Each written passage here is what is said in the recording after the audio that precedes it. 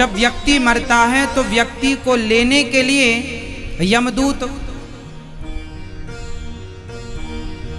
यमदूत आते हैं। यमराज यमदूतों को भेजते हैं। यमदूत काले काले होते हैं, बड़े डरावने होते हैं। जब आदमी मरने लगता है तो मरने के ठीक कुछ सेकंड पहले, कुछ मिनट पहले वो यमदूतों को देखने लग जाता है और डर के चीखने और चिल्लाने लग जाता है। इसलिए कभी आपने नोटिस किया हो, मरने वाला व्यक्ति मरने के पहले कुछ लोग चीखते और चिल्लाते हैं, वो डरते हैं यमदूत को देखकर। और यमदूत फिर उनके क्या निकालता है? प्राण निकाल लेता है। प्राण मीन्स सूक्ष्म शरीर। हमारे भीतर जो सूक्ष्म शरीर होता है, जिस शरीर से हम लोग सपना देखते हैं, स्वप्न आपने देखा ना, एक शरीर आपका बिस्तर पर सोया, दूसरा शरीर सपने देखने हरिद्वार चला गया, वो सब कुछ आपको याद भी है। तो जिस शरीर से स्वप्न देखा गया उस शरीर को यमदूत पकड़ते हैं और आत्मा इस शरीर से निकलकर उस सूक्ष्म शरीर में प्रवेश कर जाती है और यमदूत उस सूक्ष्म शरीर को पकड़ कर ले जाते हैं। ये शरीर यहाँ पड़ा रह जाता है, सवेरे लोग इसे जला वला देते हैं, फिर गंगा जी में डालते हैं, वो सब आप जानते ही हैं। ये तो यहाँ का प्रोसेस हो गया कि आपको जला दिया जाएगा। बाकी वहाँ आपका सूक्ष्म शरीर निकाल कर यमदूत ले जाते हैं और ले जाने के बाद सबसे पहले जीव को यमपुरी ले जाया जाता है।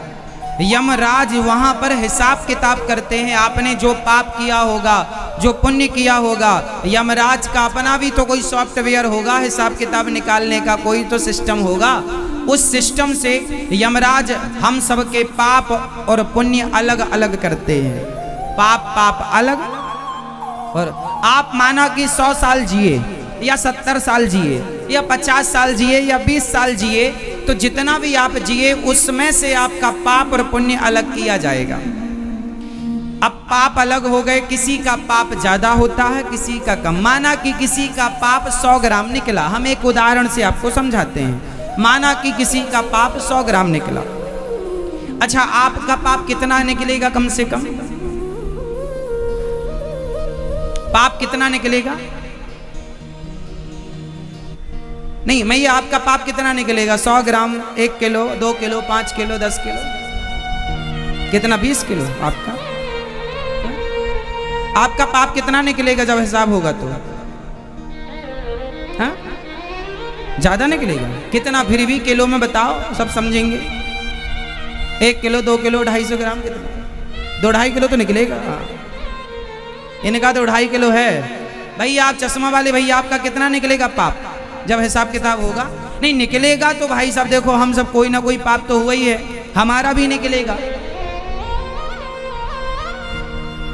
ऐसा तो है नहीं कि हम कोई पुण्यात्मा है। आपका क्या निकलेगा? मैया बताओ, चश्मा वाली मैया, आपका कितना पाप निकलेगा? 10 किलो बताओ। 10 किलो ज्यादा? अच्छा, तो आपकी हिम्मत है फिर इतना उठाने? तुम्हारे सर पे रखा जाएगा ये सब? माना कि किसी का पाप निकला 5 किलो, चलो 5 किलो का हिसाब करते हैं। माना कि किसी का पाप निकला 5 किलो। यमराज जी कहते हैं देखो तुमने पाप 5 किलो किया है, तो 5 किलो का पाप भोगने के लिए यमराज उसे 84 लाख योनियों में भेज देते हैं। कुत्ता बनो, बिल्ली बनो, चमगादड़ बनो, नाली का कीड़ा बनो, मच्छर बनो, मक्खी बनो, ये 84 लाख योनियों में आपको भेजा गया 5 किलो पाप भोगने के लिए। तो जो कुत्ता है, बिल्ली है, ये सब अपना पाप भोग रहे हैं।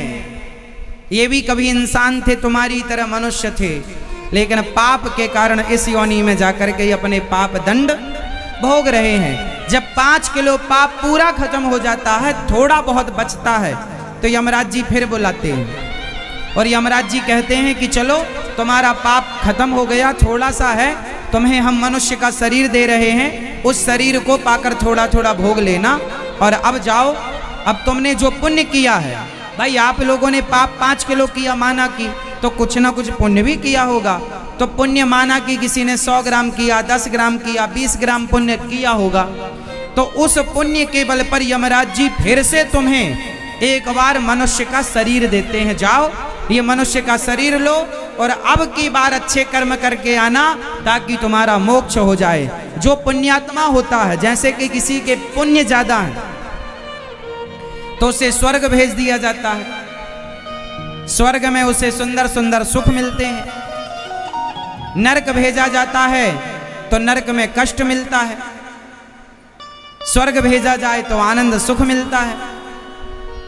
और जब सुख खत्म होते हैं तो फिर मनुष्य बनना पड़ता है पुण्य करने के लिए। पाप खत्म होते हैं तो फिर मनुष्य बनना पड़ता है पुण्य करने के लिए। ये पाप पुण्य से भी आपको और हमें बचना है, और पाप पुण्य से बचने का एक ही उपाय है कि अपने आप को भगवान के श्री चरणों में समर्पित कर दो और भगवान के आश्रित रहो। ये सबसे उत्तम उपाय है, वरना पाप और पुण्य भी बंधन का कारण ही है। तो ऐसे हमारा जन्म मृत्यु कई बार हो चुका है। तो आप में से कितने लोग बचना चाहेंगे इस बार के ये आखिरी बार हो गया, अब नहीं बचना है? तो बचने के लिए एक उपाय है, भगवान के हो जाओ। किसके हो जाओ? मैया किसके होना पड़ेगा? अभी आप पति की हैं, अभी आप बेटे की हैं, अभी आप संसार की हैं, परिवार की हैं, अभी तक आप भगवान की या भगवान के नहीं हैं। जो भगवान का या भगवान की हो जाता है बस वो भगवान का होकर के हर बंधन से मुक्त हो जाता। फिर उसे यमदूत नहीं पकड़ने आते, फिर उसे पार्षद गण लेने आते हैं। जैसे अजामिल को पार्षद लेने आए, फिर उसे यमदूत पकड़ने नहीं आते। कौन लेने आता है? पार्षद गण, भगवान के दिव्य पार्षद चतुर्भुज रूप में। चलो वह गौलोक जाता है, गौलोक, साकेत, बैकुंठ। आपको कहां जाना पसंद है? मैया आप कहां जाओगी? स्वर्ग में जाएंगी? स्वर्ग में, बैकुंठ में, गौलोक में, साकेत में? कहां जाएंगे आप दादाजी? जैसे आप लोग लिखवाते हैं ना, जैसे आपके पिताजी चले गए, माताजी चले गए, तो आप लोग क्या लिखवाते हैं? स्वर्गीय फलाने। इसका मतलब आपको बिल्कुल अक्ल नहीं है। स्वर्गीय लिखवा रहे हैं आप लोग। अरे स्वर्गीय ना लिखवाओ, स्वर्ग वर्ग को तो फ्री में नहीं जाना चाहिए। इंद्र हमसे कहे कि अनिरुद्धाचार्य जी स्वर्ग चलो, हम फ्री में ना जाए इंद्र के साथ। स्वर्ग क्या करेंगे जाके? वहां तो क्या है? यही भोग विलास है। ये करने थोड़ी भजन कर रहे हैं कि हमें भोग विलास का सुख मिले ना। हम तो भगवान से कहते हैं प्रभु ऐसी भक्ति और ऐसा प्रेम दो कि फिर आप अपने चरणों में ही रखिएगा, स्वर्ग वर्ग ना भेजिएगा। भगवान के चरण बैकुंठ, बैकुंठवासी लिखवाया करो। वैसे लिखवाने से क्या होगा? जाना तो वही है जहां उनने कर्म किया होगा, जहां जाने लायक। कुछ भी लिखवा लो। तो आप कहां जाना पसंद करेंगे भैया? स्वर्ग, बैकुंठ, साकेत, गौलोक, क्या शिवलोक? सुनो, जो राम जी के भक्त हैं वो साकेत जाते हैं, जो भगवान श्री कृष्ण के भक्त हैं वो गौलोक जाते हैं, और जो भगवान नारायण विष्णु जी के भक्त हैं वो बैकुंठ जाते हैं। अब ये बैकुंठ, साकेत और गौलोक ये कहाँ कहाँ जानते हैं? ये 3 मोहल्ला हैं, 3 सोसाइटी। यहाँ वाला वहाँ भी जा सकता है, वहाँ वाला यहाँ भी आ सकता है। गौलोक में रहने वाला साकेत के पार्क में टहल सकता है, कोई दिक्कत नहीं, कोई वहाँ बंधेज नहीं है। तो वहाँ ये तीनों में से आप कुछ भी चयन कर लें, कोई बुराई नहीं। एक एक फ्लैट दे दिया जाएगा आप लोगों को, वहां आनंद से रहो, है ना। और नरक जाओगे तो चिल्लाओगे, बचाओ, चीखोगे, चिल्लाओगे। जैसे मछली तुमने पकाई है चूल्हे में, आग में, उसमें कढ़ाई में, ऐसे वहां यमदूत भी बड़ी बड़ी कढ़ाइयां लेके तुम्हें भी छौंक देते हैं जीरे की तरह। जितना पाप किया सब भोगना पड़ेगा। जैसे अंडे की आप लोग आमलेट बना बना के खाते, तुम्हारी भी आमलेट बनाई जाएगी।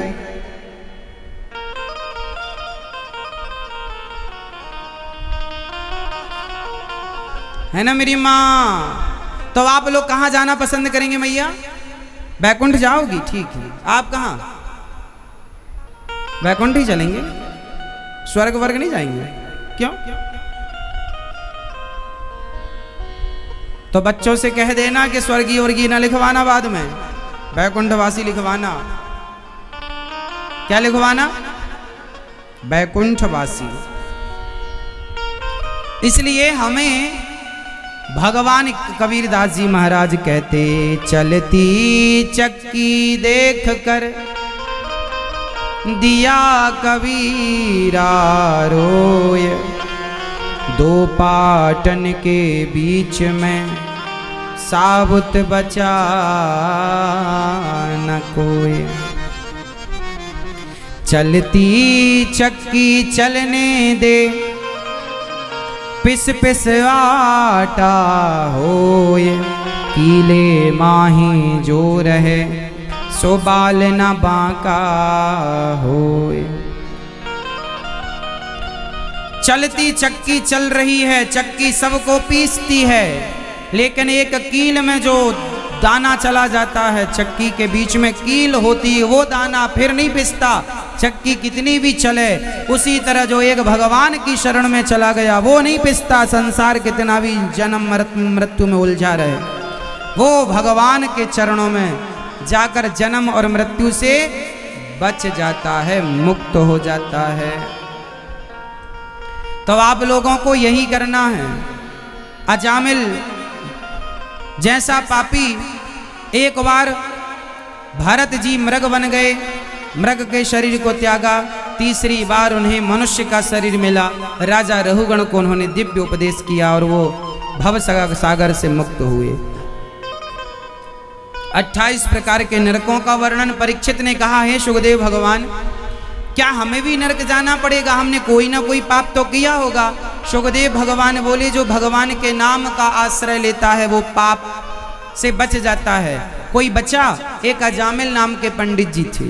कान्य कुब्जे ध्वजः कश्चित दासी पति रजामिला, नामना नष्ट सदाचारो दास्याः संसर्ग दोषितः। कान्य कुब्ज एक पंडित जी थे, नाम था अजामिल। क्या नाम था? अजामिल की एक पत्नी थी, बड़ी सुंदर सुशील पतिव्रता, पर अजामिल ने अपनी पत्नी को छोड़ दिया और एक वैश्या के संग रहने लगा। हाँ, वैश्या के साथ रहने लगा।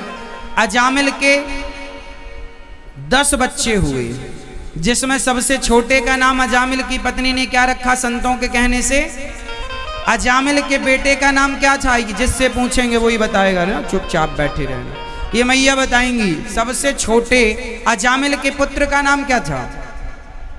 नहीं पता? आप बताओ, अजामिल के बेटे का नाम क्या था? मरते समय अजामिल ने क्या बोला था? ये मैया बोलेंगी। ये सुन रही ना ध्यान से कथा, हमें लगा इनसे ही पूछे। मैया बताओ, अजामिल ने मरते समय क्या बोला था? हाँ, नकल उतारने में तो अपना देश बहुत आगे है, तुरंत उतार लेता है, तुरंत सुन लेता पड़ोसन से। क्या कहना बताओ? क्या मेरी माँ? क्या नाम था अजामिल के बेटे का? नारायण। बेटा नारायण। जब अजामिल के पास यमदूत आए उसे लेने के लिए, तो उसने मरते समय किसका नाम ले लिया? बेटे का नाम। और बेटे का नाम संयोग से नारायण था। तो बेटा दूरे क्रीडन का सक्तम पुत्रम नारायणावयम प्लावितेन स्वरेण उच्चैराजुहावा जितेंद्रिया। बेटा नारायण। जब बुलाया नारायण को तो परम पिता परमात्मा ने सुन लिया, जाओ मेरा भक्त संकट में है, उसे लेकर के आओ। यमदूत पार्षदगण आए, यमदूत पकड़ने आए थे। यमदूतों से पार्षदों ने कहा चलो यहां से। अब पार्षदों की और यमदूतों की तू मैं हो गई। ये पार्षद मतलब भगवान के और यमदूत मतलब यमराज के। यमराज के दूतों ने कहा ये हमारा ग्राहक है, इसे हम लेकर जाएंगे। पार्षदों ने कहा बकबक ना करो, इसने मरते समय भगवान का नाम ले लिया है इसलिए इसका मोक्ष हो रहा है, इसे जाने दो। यमदूतों ने कहा सारी जिंदगी इसने पाप किया है, चोरी की, शराब पी, गलत काम किया। पार्षदों ने कहा माना कि सारी जिंदगी पाप किया पर मरते समय इसने भगवान का नाम लिया है। तो पार्षदों से यमदूतों ने कहा कोई मरते समय भगवान का नाम ले ले तो क्या भवसागर से पार हो जाएगा? पार्षदों ने कहा हाँ, कितना भी बड़ा पापी क्यों ना हो, जैसे आग की एक चिंगारी बड़े से बड़े ढेर को जला सकती है, एक बूंद जहर मार सकता है, आग जला सकती है, उसी तरह भगवान का एक नाम करोड़ों जन्मों के पाप को समाप्त कर सकता है। ये मोक्ष का अधिकारी। मित्रों, आशा करता हूँ कि यह धार्मिक शिक्षाप्रद कथा आप लोगों को अवश्य पसंद आई होगी। अगर आप लोगों को यह कथा पसंद आई हो तो इस कथा को लाइक करें और अधिक से अधिक लोगों को शेयर भी करें, जिससे कि वे भी इस शिक्षाप्रद उत्तम कथा को सुनकर अपने जीवन को सुखी एवं सामर्थ्य बना सकें। मित्रों, अगर अभी तक आप लोगों ने हमारे चैनल को सब्सक्राइब नहीं किया है तो तुरंत सब्सक्राइब कर लें, जिससे कि नोटिफिकेशन के माध्यम से आप लोगों को हमारे नए नए वीडियोस, शिक्षाप्रद कथाएं तुरंत प्राप्त हो सके और आप उसको सुन करके अपने जीवन को सुखी बना सकें। तो कल फिर किसी नए धार्मिक कथा को लेकर के आप लोगों के समक्ष फिर से प्रस्तुत होंगे। तब तक के लिए राम राम।